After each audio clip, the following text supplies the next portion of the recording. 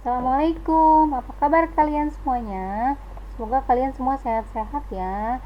Masih semangat, kita ketemu lagi di semester 2 ini dalam untuk mempelajari pelajaran matematika. Sebelum kita belajar, marilah sama-sama kita membaca basmalah. Bismillahirrohmanirrohim. Baiklah, di semester 2 ini kita akan mempelajari sebanyak 5 bab ya. KKM yang digunakan itu tetap 75. Dan sistem penilaian ibu masih sama seperti semester kemarin, cuma nanti ada tugas project untuk kalian di bab 3. Nah, KKM-nya masih menggunakan nilai 75 ya. Untuk bab 1 kita akan mempelajari tentang teorema Pitagoras. Dimana teorema Pitagoras ini nanti kita akan belajar tentang triple Pitagoras, jenis-jenis segitiga, dan pemecahan-pemecahan masalah yang berkaitan dengan teorema Pitagoras. Kemudian bab kedua kita akan mempelajari tentang lingkaran, bagian-bagian lingkaran, kemudian antara dua lingkaran yang membentuk garis singgung, itu nanti akan dibahas di bab 2. Untuk bab 3 kita akan membahas tentang bangun ruang sisi datar, di antaranya yaitu kubus, balok, prisma, dan limas. Nah, di bab keempat kita akan pelajari tentang materi statistika.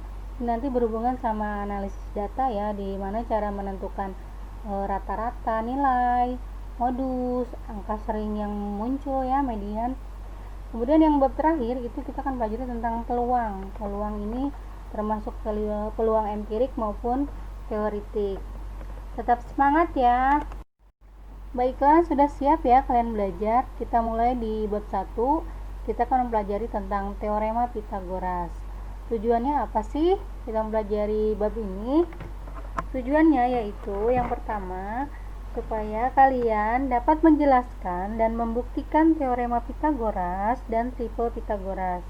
Kemudian yang kedua, kalian dapat menyelesaikan masalah yang berkaitan dengan teorema Pitagoras dan triple Pitagoras dalam kehidupan sehari-hari.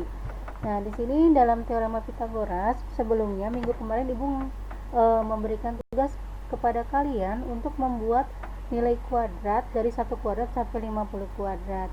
Tujuannya untuk apa? Supaya kalian memudahkan memahami tentang teorema Pitagoras ini. Jika kalian sudah hafal nilai kuadrat dari masing-masing angka, itu kalian akan mudah menyelesaikan masalah-masalah tentang teorema Pitagoras. Di sini teorema Pitagoras, misalkan itu ada sebuah segitiga. Jadi ini teorema Pitagoras itu selalu berhubungan dengan bidang segitiga ya. Misalkan ada sebuah segitiga, sisi-sisinya adalah A, B, dan C. Misalkan C ini adalah sisi miring ya, kita sebut dengan variabel C. Nah, sisi A atau disebut dengan sisi tegak, sedangkan B-nya disebut dengan sisi samping ya.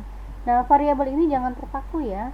Jadi bisa diganti X, Y, Z atau variabel lainnya ya.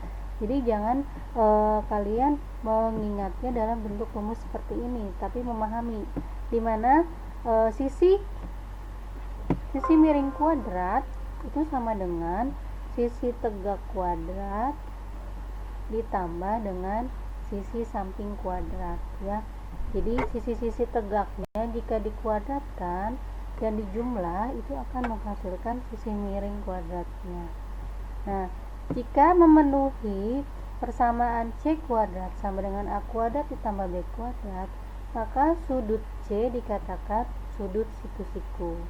Nah, sedangkan yang disebut dengan triple Pitagoras, jika ada 3 buah bilangan yang memenuhi persamaan ini atau disebut teorema Pitagoras, itu kalian bisa sebut sebagai triple Pitagoras. Jadi misalkan ada 3 buah angka A, B, dan C ya, misalkan 3, 4, dan 5. Jika dia memenuhi persamaan C kuadrat sama dengan A kuadrat plus B kuadrat, maka ketiga bilangan tersebut dikatakan triple Pitagoras ya. Nah, kemudian teorema Pitagoras ini juga bisa menentukan 3 buah bilangan itu akan membentuk segitiga jenisnya apa. Jika C kuadrat atau sisi miringnya kuadrat lebih kecil dari jumlah sisi tegak kuadratnya, maka dikatakan segitiga tersebut segitiga lancip. Sedangkan jika C kuadratnya lebih besar dari jumlah A kuadrat dengan B kuadrat atau sisi tegaknya, itu dikatakan segitiganya tumpul. Baiklah, ini ada contoh ya, contoh soal. Misalkan ada sebuah tangga dalam sebuah rumah, itu kemiringannya 5 meter. Nah, disandarkan pada dinding dengan jarak antara tangga dan dindingnya adalah 3 meter. Nah, kita mau tahu berapa sih tinggi dinding tersebut. Maka untuk menjawab ini, kita bisa menggambarkan. Kalau kalian bayangkan ada tangga bersandar ke dinding, maka dia akan membentuk sebuah segitiga ya. Maka langkah pertama adalah kalian gambarkan dulu sebuah segitiga siku-siku ya. Berarti yang sisi miringnya adalah tangganya 5 meter. Lalu jarak antara tangga dan dinding adalah sisi tegaknya atau sisi samping 3 meter. Nah, yang dicari adalah dindingnya. Kita sebut sebagai X.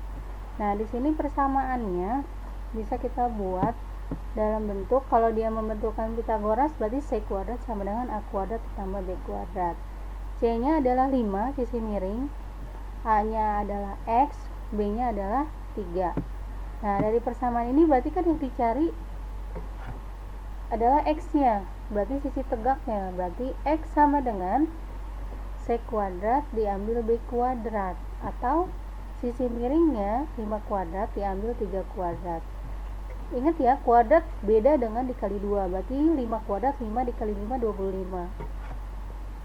3 kuadrat 3 dikali 3 berarti 9. 25 diambil 9 jadi 16. Akar dari 16 adalah 4. Jadi kalau untuk menentukan nilai X nya, maka dibentuk ke akar. Karena akar dari kuadrat adalah nilai angka itu sendiri. Berarti sudah terbukti bahwa ini adalah segitiga siku-siku ya, karena memenuhi persamaan teorema Pitagoras. Dari soal contoh yang tadi, semoga kalian paham ya. Jadi kalau misalkan yang dicari sisi miring itu dijumlah sisi tegaknya, tapi kalau yang dicari sisi tegaknya, kuadrat sisi miringnya dikurangi kuadrat sisi tegaknya ya. Itu kalau mencari sisi tegak, berarti kuadrat sisi miring dikurangi sisi sampingnya. Atau bisa kebalikan, kalau mencari sisi miring, maka kedua sisi tegak dan sisi sampingnya dikuadratkan lalu dijumlah. Nah, ini ada soal latihan, coba kalian kerjakan ya. Semoga kalian paham. Bila ada kesulitan bisa langsung menghubungi ibu. Nah, di sini kalian langkah pertama mencari C-nya dulu atau garis miringnya ya. Berarti pakai teorema Pitagoras. Lalu setelah dapat C-nya, kalian buktikan C kuadratnya lebih besar atau lebih kecil atau sama dengan jumlah kuadrat A sama B-nya. Nah, setelah ketahuan dia sama dengan, berarti dia jenis segitiganya adalah siku-siku. Jika dia C kuadratnya lebih besar, maka dia segitiga tumpul. Tapi jika hasilnya C kuadratnya lebih kecil, itu bakal akan menjadikan dia jenis segitiganya adalah lancip. Itu ya, demikian materi ibu hari ini. Kita ketemu lagi minggu depan. Sampai jumpa. Mohon maaf jika ada kesalahan. Wabillahi taufiq wal hidayah. Assalamualaikum warahmatullahi wabarakatuh. Tetap semangat ya.